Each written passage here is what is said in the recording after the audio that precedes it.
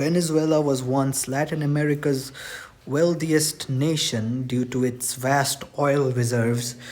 It has been in prolonged crisis since the early 2010s. Now, the problems mainly started in the era of Mr. Hugo Chavez, who was the president of Venezuela from 1999 to 2013. Now, this guy started socialist policies which definitely impacted the country in a negative way. Basically, Mr. Chavez used all of the oil money to fund socialist programs in his country. While these programs definitely reduced poverty, they also basically made the country dependent on oil prices for survival because they became dependent on the export of oil. And it was Hugo Chavez who nationalized Venezuelan oil, making foreign oil companies disappointed. In March of 2013, Mr. Nicolas Maduro became the president of Venezuela and he kept the same socialist policies as his predecessor.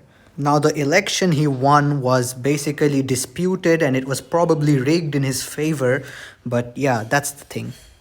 And just 1 year after coming to power, Maduro had to face the price of oil crashing internationally. That meant that the oil dependent economy of Venezuela could no longer function normally or properly anymore. He was also known for his strict authoritarian leadership and despised because of that reason by many opposition figures.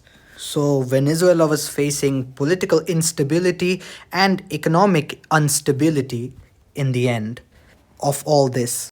The country seemed like it would explode because of all of its instability.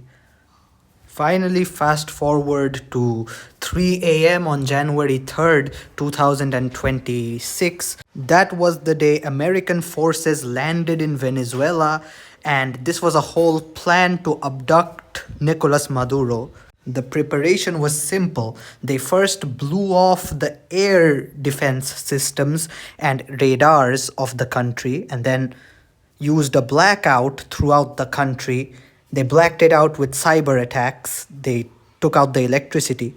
And finally, a few helicopters from the US Army went there and basically landed on Mr. Maduro's balcony. And then from there, they basically tried to arrest Nicolas Maduro. He woke up, he tried to flee, but he was caught in the end and he was taken to a US Navy ship and then transported to the United States along with his wife Celia Flores.